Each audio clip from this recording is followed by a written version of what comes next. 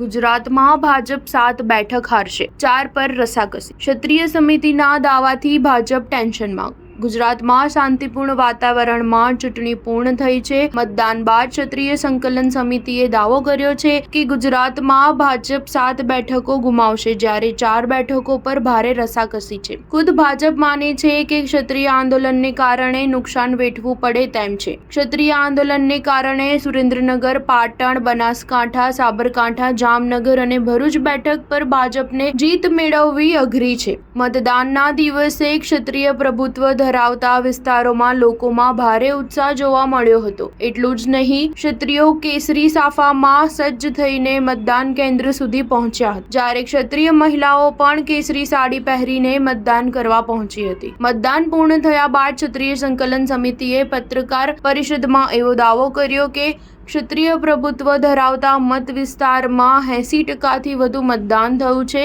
નીરસ મતદાનને કારણે ભાજપના કાર્યકરોએ થાળીઓ લઈને નીકળવું પડ્યું હતું। સંકલન સમિતિનો બોલ ક્ષત્રિય સમાજે ઝીલ્યો છે, જેના કારણે વધુ મતદાન થયું છે। ક્ષત્રિયોને અન્ય સમાજનો સાથ સહકાર મળ્યો છે। મતદાનના દિવસ સુધી કોઈ પણ અનિશ્ચિત ઘટના કે ઘર્ષણ થયું નથી। અનેક સ્થળોએ સભા થઈ, પરંતુ પ્રજાને તકલીફ પડી નથી। સ્ટાર ન્યૂઝ 7 હંમેશા સચ્ચાઈની સાથે।